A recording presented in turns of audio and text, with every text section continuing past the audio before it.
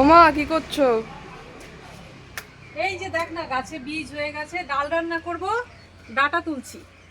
বৃষ্টি হয়েছে তো এবার তুলতে সুবিধে হবে। এই দেখ নোটে শাকের গাছ হয়েছে এখানে কত, গোড়া শুদ্ধ তুলে ফেলছি। এটা অনেক পুরনো গাছ। একটু বাগানের কাজ কর, এগুলো ধুয়ে নেব। এই যে এখানে আরো তুলে রেখেছি, দেখ এই ধুচ্ছি। একটু মাটিগুলো ধুয়ে নিই। বাইরে কলপারে যদি এই কাদাগুলো ধুই তাহলে মাটিটা ধুয়ে যাবে, আর এরকম ধুলে এটা বালতির মধ্যেই পড়ে থাকবে। এই জলটা কাজে লাগবে আবার বৃষ্টি চলে গেলে। এই যে এখানে আমার যুক্তি ফুলের গাছ শুকিয়ে গেছে, তার উপরে কুমড়ো গাছ বাইয়ে দিয়েছি। এই যে কুমড়ো গাছের গোড়াটা, এই যে এখানে।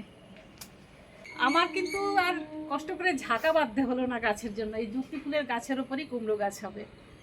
ওই দেখুন ফুল ফুটছে, আবার কুমড়ো ধরছে, কিন্তু এখনো থাকছে না, মানে পরাগায়নটা ঠিকঠাক হচ্ছে না আর কি। এই যা আমরা গাছে আমরা এবার কম ধরেছে, মাত্র দুটো। এই যে, কিন্তু অদিনে সারাক্ষণই আমরা হতে থাকে, অথচ সিজনে এখন কম হলো। আর এই দেখুন মালটা বড় হয়ে আছে, এই যে আবার এইদিকে ফুল এসেছে, এই যে এখনো ছোট ছোট ফুল, এই যে। কিন্তু ওই বেশিরভাগটাই ঝরে যায়। কেউ কি কোনো ওষুধ জানেন কি দিলে ঝরবে কম ফুল? এটাও সারা বছর মালটা হয়। কেশুর পাতার গাছ নাকি কেউ খুঁজে পায় না, আর আমার ছাদ বাগানে ভর্তি। এই দেখুন, এই যে পাতাগুলো ধরলে একটু ধারালো, শার্প আছে, আর রসটা একদম গাঢ় সবুজ হয়, একটা ঝাঁঝালো গন্ধ এই পাতায়। এই দেখুন এখানেও কত ডাঁটা হয়ে রয়েছে, সব বীজ বেরিয়ে যাচ্ছে, এখন খেয়ে ফেলতে হবে। কিন্তু এত ডাঁটা কি খাওয়া যায় বলুন? এই যে ওই ওদের সূর্যদের একটু দেওয়া যায়। অলকানন্দা ফুল ফুটেছে কত দেখুন, আর ওই যে প্লুমেরিয়া, এইগুলো।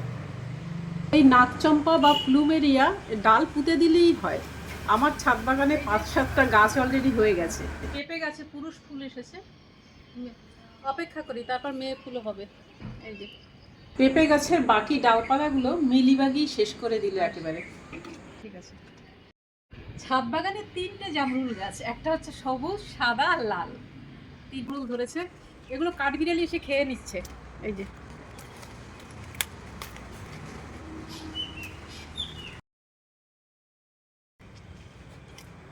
এই নে।